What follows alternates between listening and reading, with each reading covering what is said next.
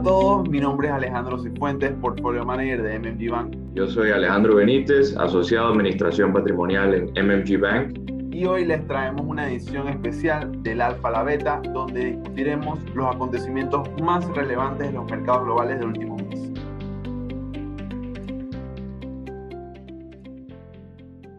En esta edición vamos a iniciar hablando sobre el conflicto de Rusia y Ucrania que ha impactado los mercados globales y el escenario geopolítico global. El 24 de febrero, el gobierno ruso anuncia una incursada dentro del territorio ucraniano para desnazificar y desmilitarizar la región de Ucrania. Esto ya había sido anunciado por Estados Unidos en las últimas semanas y ahora mismo tenemos alrededor de 11 días de conflicto dentro de Ucrania que ha sido respondido por el oeste de una manera bastante punitiva en el lado económico. Inmediatamente comenzamos a ver los efectos que eso tiene para la economía global y los mercados. Hemos tenido semanas de muchísima volatilidad en la mayoría, por no decir todos los índices de los mercados globales. Hemos visto alza en los precios de los commodities, que también apoyan a las presiones inflacionarias globales que ya veníamos conversando antes de que este conflicto se desatara. Pero yo creo que lo que la gente quiere escuchar o tal vez entender es qué impacto puede tener a corto, mediano o largo plazo con lo que sabemos hoy. Para resumir, Alejandro, para darte un poco de los hechos de cómo se han visto las cifras del mercado, el S&P en el año 2022 está 10% abajo y en el último mes está alrededor de 5% abajo. El barril de petróleo ha aumentado en este año 65%, hoy tocando casi $130 el barril en West Texas. Los precios de los commodities de materias primas, por ejemplo, el trigo ha aumentado un 40% en las últimas 2 semanas. Esto es muy negativo para la estabilidad geopolítica a nivel mundial, ya que en realidad comida es algo que necesita todo el mundo. Ahora, en mi opinión, cómo esto va a desenvolverse a futuro va a depender muchísimo de cómo se desenvuelva la guerra. Eso quiere decir, si Ucrania mantiene su resistencia y Rusia mantiene su constante ataque, vas a ver este tema de sanciones mantenerse. Probablemente se va a ver una demanda de petróleo que no sea ruso a nivel mundial. Esto quiere decir que probablemente el petróleo americano va a subir de precio. La verdad es que no hay un lugar donde poder suplir esta falta de oferta rusa de manera natural. Lo mismo va a suceder con el gas natural y con muchos otros materias primas como metales, el cobre, el zinc, el acero. Todo esto afecta muchísimo las cadenas de suministro. O sea que, como tú mencionabas, el tema inflacionario se va a ver exacerbado aún más. Pero es un poco difícil asegurar si la política rusa va a hacer continuar este conflicto ante todas las consecuencias que pueda traer para ellos, o si va a haber un acuerdo, una negociación y esto se va a detener de alguna forma y las sanciones también a apaciguarse y el estado geopolítico global a apaciguarse un poco. Yo creo que aseverar cualquiera de las dos opciones es difícil hoy. Sigue en desarrollo y lo importante es entender esas presiones que hoy existen, inflacionarias de precios de commodities, de precios del crudo, cómo están afectando el mercado hoy y cómo probablemente lo sigan afectando en los próximos meses para posicionarnos adecuadamente.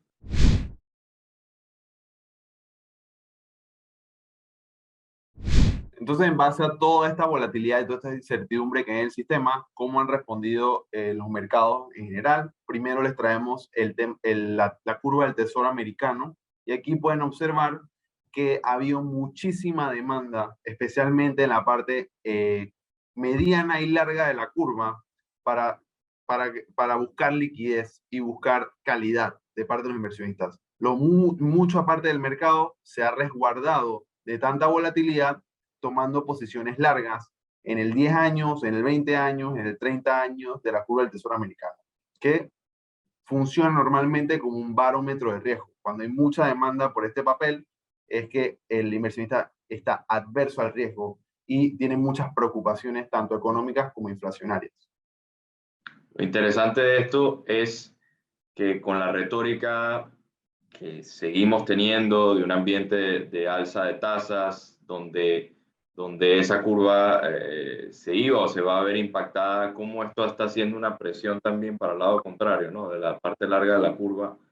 Eh, y yo creo que también es muy interesante analizar cómo la Fed se va a ir comportando, respondiendo ante el sentimiento del mercado, eh, y qué acciones toma y el tamaño de esas acciones que toma, que sigue siendo la discusión. Sabemos que van a subir tasas, pero ¿cuánto? ¿Cuántas veces? Y cómo van a responder ante lo que el mercado está sintiendo. Sí, yo creo que la curva mismo te está diciendo que en la parte corta hay menos demanda, por eso los rendimientos se han elevado, y en la parte larga hay más demanda, por eso los rendimientos se han bajado. Eso quiere decir que probablemente el mercado todavía está diciendo que a corto plazo hay mucha incertidumbre, más inflación, pero a largo plazo no se ve esas presiones manteniéndose persistentes, ¿no?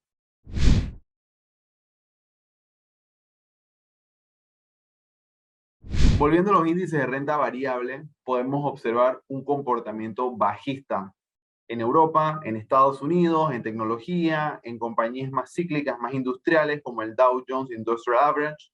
Lo que quiere, y esto es una tendencia que se mantiene desde comienzos de año. La verdad es que ha sido bastante negativo el humor o el apetito del riesgo de los inversionistas desde que comenzamos el año, porque veníamos con una retórica de elevada inflación y un crecimiento que quizás está desacelerando. No sé tú qué opinas, Alejandro, sobre lo que estamos observando, especialmente el último mes, ¿no? Que obviamente está dominado por la guerra con Rusia y Ucrania. Sí, yo creo que el ambiente de volatilidad ya lo veíamos venir a inicio de año sin que Rusia y Ucrania estuviesen en la conversación. Ahora que Rusia y Ucrania entra y el conflicto escala, obviamente la afectación al mercado también se vuelve más fuerte o más marcada. Y yo lo que resaltaría en este punto es que ver también qué oportunidades se pueden ir generando, ¿no? Porque ante un escenario altamente bajista, donde el mercado responde muy rápidamente a las acciones que suceden globalmente, puede haber puntos de entrada interesantes. Sí, total. Aquí yo resaltaría, por ejemplo, que a pesar de que todos estos índices están negativos, el sector de energía en el 2022 está positivo casi un 40% del año. O sea que siempre hay oportunidades de inversión a pesar del ciclo donde estemos en ciclo de inversiones donde estemos parados, ¿no?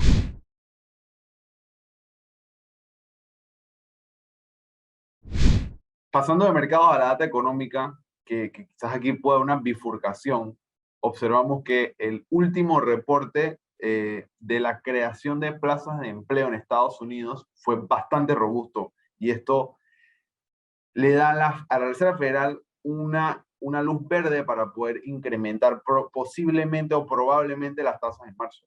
Eh, la realidad es que por lo menos en el lado laboral, la economía americana se mantiene muy robusta.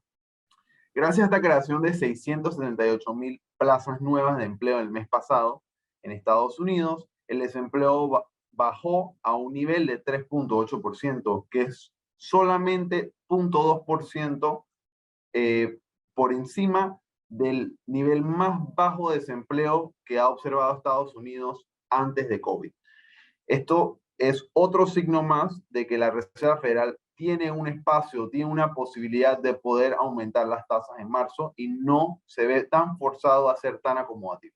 Y siguiendo la conversación sobre desempleo, aquí podemos observar el incremento de salarios año sobre año que marcó 5,1% en febrero. Esto yo lo pondría por dos partes. Por una parte, los incrementos de salario están bastante elevados, pero todavía no están tan elevados que preocupe a una espiral inflacionaria. Claro, sí, yo pienso que es importante ver cómo eso se va desarrollando y cómo se comporta la inflación en general para la economía americana, para entender qué tan positivos o negativos podemos estar de esa misma economía. Volviendo al tema del desempleo, la cifra de desempleo, yo creo que hemos hecho mucho la conversación acerca de la inflación únicamente, que es importante porque es una señal, obviamente, del estado de la economía, pero de alguna forma veo positivo que esa cifra de desempleo te den algo de luz de que la economía estadounidense sigue en recuperación, sigue estabilizándose a eso que teníamos antes de la pandemia, y nos da la idea de que tal vez una inflación que se estabilice, se normalice, con un crecimiento económico que continúe, puede seguir apoyando en ese sentido a los mercados, ¿no? El último gráfico que les traemos hoy es la encuesta que hace la Universidad de Michigan sobre el sentimiento del consumidor.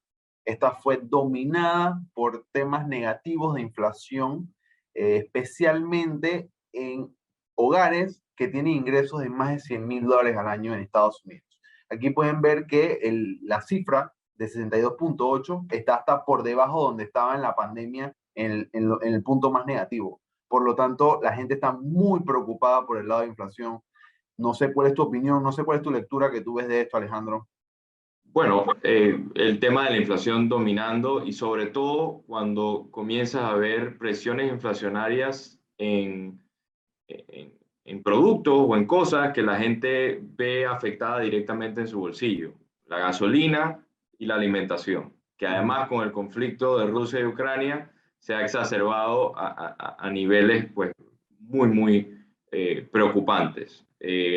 Rusia, por ejemplo, es el primer exportador de trigo del mundo, Ucrania es el quinto, y son el conflicto, donde está el conflicto, y son esos precios los que se han visto afectados. La gente comienza a ver en la comida, en los productos que compra,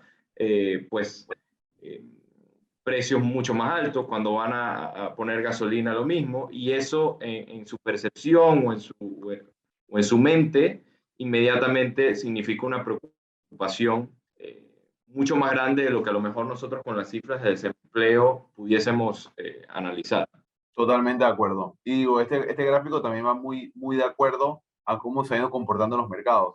Los consumidores se han vuelto más negativos, y el humor del mercado o el apetito de riesgo del mercado también se ha vuelto más negativo en este 2022. Así que en realidad es bastante consono con lo que estamos observando en el psyche, en cómo están pensando las personas y cómo están pensando los inversores. Eso fue todo para esta edición del Alfa a la Beta, donde discutimos la data y los resultados más importantes de los mercados globales. Recuerden seguirnos en nuestras redes sociales como @mmgbankpan para más información, y también los invito a visitar nuestro sitio web www.mmgbank.com para conocer más sobre nuestros 25 años de trayectoria ayudando a nuestros clientes a alcanzar sus metas financieras.